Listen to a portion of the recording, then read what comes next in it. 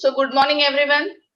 At the outset, I would like to thank the organizers to giving me this opportunity to share my experience and my views on PTC classification.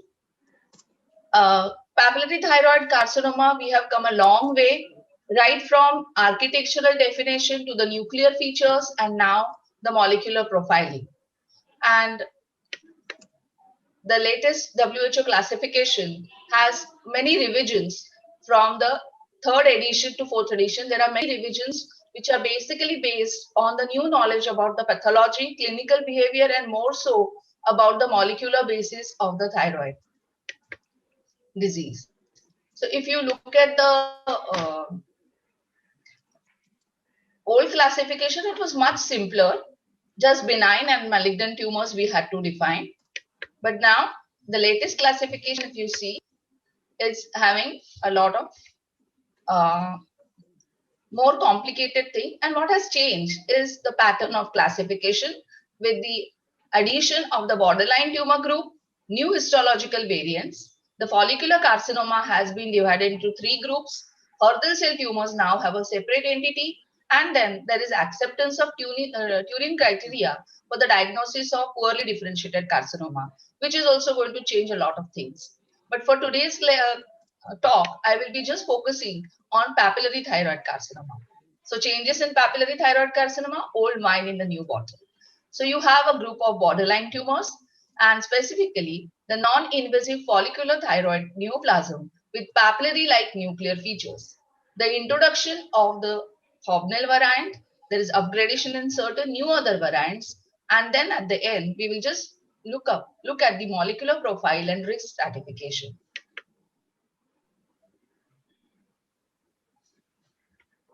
So the new classification, the idea about the borderline tumors was introduced first in 1914 by the AFIP. The AFIP fascicle mentions about the two groups where there is a questionable capsular invasion and questionable nuclear features. So they were the one who first introduced the terminology of well-differentiated tumor with uncertain malignant potential and follicular tumors of uncertain malignant potential. Now, taking the same cue further, it has been expanded in WHO 2017, where we have one more entity added to that borderline group was NIFTP or the non-invasive follicular thyroid neoplasm with papillary-like nuclear features. Now, how do a pathologist goes about classifying these lesions will be seen in the next picture. So, if I have a nodule which is encapsulated, I'll be looking at the capsular invasion. If it is present or absent, or is it questionable? Then I look at the nuclear features. Okay, if I have a setting of capsular invasion being present and nuclear features of PTC are present, then obviously the diagnosis is follicular variant of papillary carcinoma. If it is absent, then I am dealing with the follicular carcinoma. But if the nuclear features are questionable, then I like to put the tumor into well-differentiated carcinoma NOS. So I'm not committing myself whether it is papillary or follicular. Then, if nuclear features are questionable, as well as the capsular invasion is questionable, then or nuclear features are present, say, then I need to call it well-differentiated tumor of uncertain malignant potential. But if nuclear features are absent and capsular invasion is questionable, that is not full or full translation of the capsule is not there, then I would like to call it as follicular tumor of uncertain malignant potential. Now, if there is no capsular invasion, but nuclear features are present, then I will be calling it NIFTP. And if nuclear features are absent, then it is follicular adenoma. But what happens if the nuclear features are questionable and there is no capsular invasion? Then I look at the nuclei very, very carefully. A scoring system has been defined in this, which is based on the nuclear size, shape, nuclear membrane irregularities like grooves, pseudo-inclusions, and chromatin characteristics like clearing, margination of the nuclei, glassy nuclei. And if for each one will get score of 1 category will be scored as 1 each. So maximum score here will be 3 and If the score is anywhere between 2 and 3, then you will call that thing as NIFTP. Whereas if the score is 0 or 1, it will go in favor of follicular adenoma. So there we come to the definition of diagnostic criteria for NIFTP, which will be seeing there is a clear, demarcated, well circumscribed or encapsulated thin or thick capsule. It will have show the follicular growth pattern. Micropapillae, if at all present, should amount to less than 1%, or no samoma bodies. Any other variant like solid pattern, trabecular pattern will be or should be less than 30%. The nuclear score of 2 or 3. No capsular or vascular invasion, no necrosis, no high mitotic figure, that is at least 3 mitosis per 10 pathway. Initially, or in the older days, we were calling these tumors as encapsulated follicular variant of papillary thyroid carcinoma or EFPT. Now, all these tumors are now going into this basket of NIFTP. So, this is your NIFTP, a well circumscribed tumor with cut surface which is homogeneous yellowish white, and thin capsule may be there or a circumscription nodule will be there. Then you have nuclear features will show encapsulation with microfollicular growth pattern, nuclear chromatin clearing and irregular contours, and nuclear elongation and enlargement of the nuclei with thick chewing gum-like colloid, which is seen in the center of some of the follicles. These are the features which are somewhat overlapping with FEPTC as far as nuclear features and colloid is concerned, but you will see a nice capsulation without any capsular or vascular invasion. No necrosis, no high mitotic count.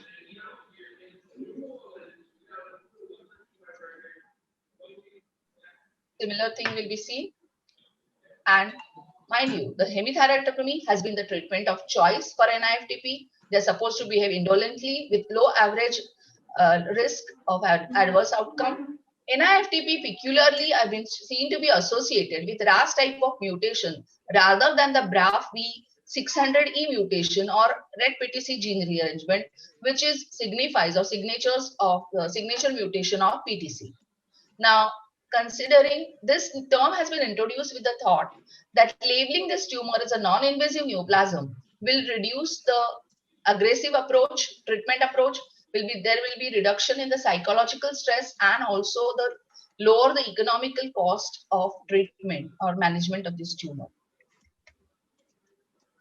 As far as pathologist is concerned, he needs to differentiate this NIFTP from follicular adenoma, follicular tumor of uncertain malignant potential, a well-differentiated tumor of uncertain malignant potential, and invasive FEPTC. Now, first two can be separated based on the nuclear features and nuclear scoring, where the score appears to be 0 or 1, whereas other two may still have overlapping features, and to differentiate it from them, one needs to sample the rule of the thumb is complete adequate sampling of tumor capsule before you consider that there is no invasion at all, before designating any nodule as NIFTP. Any deviation from the exclusion criteria, such as presence of papillae, samoma body, or BRAF mutation, should place this tumor into the other category. So, if any of the exclusion criteria of NIFTP are present, then one should consider that tumor as malignant and not label it as NIFTP. Now let's just look at the well-differentiated uncertain malignant potential. This is a tumor where the nuclear features are questionable. Somewhat they are in the favor of PTC. There is no definitive capsular invasion, which is also incomplete. So there is some tongue going into the capsule, but not transgressing it completely. We need to differentiate this tumor also from the next second variety is we have to differentiate it from NIFTP, but also from FTUMP. So from the FTUMP, the nuclear features will be helping us because both will have a capsular invasion, which is questionable. So though so far people have not come out with the score statistics about these two entities, but I guess they will be score 0 to 1 will fall into the category of follicular tumor of uncertain malignant potential, and WDTMP will have score of 2 or 3, which is similar to NIFTP. And so this is an intermediate tumor between NIFTP and invasive FPTC, whereas the other one is an intermediate between follicular adenoma and a follicular carcinoma. The values or the you can say that data is not available on the nuclear scoring of these two entities, and we are also having a looking at it at our institute. What has this WHO classification or introduction of this borderline category will do to the cancer therapy world is it will reduce the psychological burden, maybe medical overtreatment will be taken care of, overtreatment will be reducing, and there will be a lot of clinical repercussions on this. But at the same time, for a pathologist like me, I will have to think twice before I give a diagnosis of PTC on cytology, before I categorize my Bethesda and talk about the malignancy risk. So the nuclear features of NIFTP will be just same as follicular variant of papillary carcinoma. On cytology, you will have a follicular pattern lesion with nuclear enlargement, pallor, groove, overlap. Sometimes you may even see pseudo-inclusions. What would be absent will be presence of papillae or psammoma bodies. So as a diagnosis, maybe the cases may fall into anywhere between 3 to 6, mostly in the 3, or that is uncertain malignant potential, category 4, that is follicular neoplasm, sometimes follicular suspicious of malignancy, or very rarely in category 6 as well if the nuclear features are prominent. It can be easily differentiated from the benign tumors of category 2 or category 4 with the help of nuclear features. But differentiation on cytology from or separating on cytology between NIFTP, WDTMP, and FEPTC will be just impossible. As far as papillary carcinoma or FEPTC is concerned, one can just rely on pseudo-inclusions, well-defined cell borders, frequent presence of grooves, and irregular nuclear counters.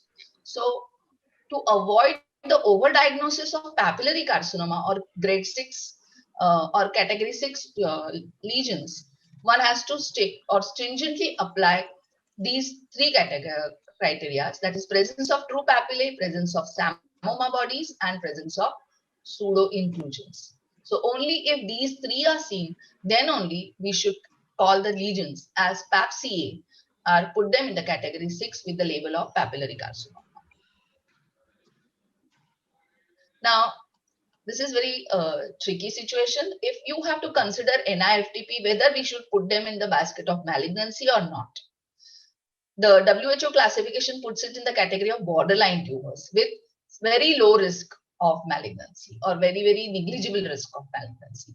So if you have to calculate the risk of malignancy stratification on cytology, then these were the older figures for the various group of cytology, that is categories of Bethesda. But if you put NIFTP as one of the malignant lesions, then the whole thing will shift down by enhancing or increasing the malignancy risk by few numbers. Whereas if you don't consider NIFTP as malignant lesion, then the risk may remain the same as it was before. Now coming to the variants of papillary carcinoma. As you all are aware, there are 14 morphological variants of papillary carcinoma apart from the conventional PTC. Newly recognized ones will include Hobnail and Warthin leg tumors. We have updated information on tall cell variant, columnar cell variant, cribriform morular variant. And then these are the remaining variants of PTC. Now let us look at this is a prevalence of various variants. As you can see, Hobnail is very, very rare, but it is just coming up. Maybe now people will start diagnosing Hobnail. And it's a new addition which will be made up. The morphology will show you complex papillae with small micropapillae without fibrovascular core. The cells have voluminous eosinophilic cytoplasm and apically located nuclei, and that's why they are called as teardrop-like nuclei. Hobnailing is seen. The NC ratio is low. There are cells which were, but here all these areas should comprise at least 30% of the total. And if you have a aggressive one, then you may have to look for the necrosis, mitosis, angiolymphatic invasion, extrathyroidal extension. Samoma bodies are often seen even in the non-aggressive variety. But these tumors are having a high rate of recurrence. Most of them show distant metastasis and high mortality rate. So this is how the morphology will look. This is the typical teardrop or hobnail appearance on histology. And unfortunately, the data so far available predicts aggressive behavior in these tumors.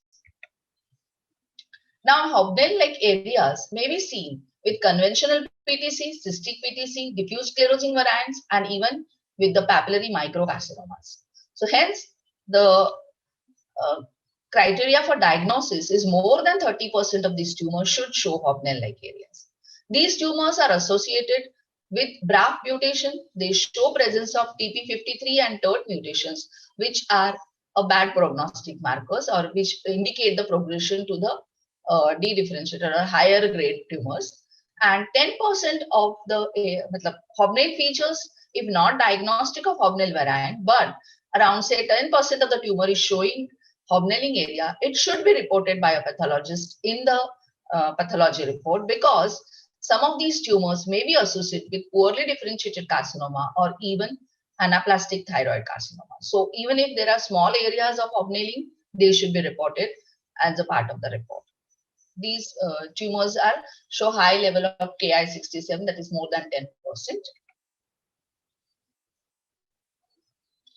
Now, one more variant which has been, we knew it before also, but it was a part of oncocytic variant, and that is the Warthin-like variant. Now, Warthin-like variant has been given a separate status. The prognosis for Warthin is good. It just looks like the Warthin tumor of salivary gland, a very good looking and good behaving tumor. Next, we have some updated information about the tall cell variant. Earlier days, tall cell variant was called, the cellular criteria was still there, 2-3 times taller than wider, but we required 50% of the tumor showing the same characteristics. Now that has been lowered down to 30%. However, there is a lot of debate among the people or the clinicians as well as pathologists whether how much prognostic impact this change in the percentage has made. Some feel that even 10% of the area showing tall cell variant is associated with a poor prognosis, whereas some feel that only when there is a 50% of the tumor is showing more tall cell variation or variant, then only it behaves badly. Another thing which you have to know is a cribriform morular variant, which can occur sporadically or as a manifestation of familial adiposis, adenomatous polyposis, and these are generally present as a multiple encapsulated nodules. Morphologically, they can show you cribriform, follicular, papillary, trabecular, or solid growth patterns. What is striking is the squamoid structures which are called as morules. Now, this is a tumor with intermediate grade, which has a 12% metastatic risk to nodes and 3% risk of distant metastasis, less frequency of recurrence as compared to the high-grade tumors, or less mortality, but it is definitely more aggressive than the conventional PTC. Now, another variant is a columnar cell variant. Now, this is a tumor which lacks the nuclear features of classical PTC. There is no indistinct cell borders or eosinophilic cytoplasm. The nuclei here may show stratification. The differential diagnosis is a metastatic adenocarcinoma. Now, the latest information or update on this is the encapsulated variants are having good prognosis, whereas the one which are having a very irregular growth or behavior, necrosis or other things will have a poor prognosis. Diffuse variants should have a poor prognosis.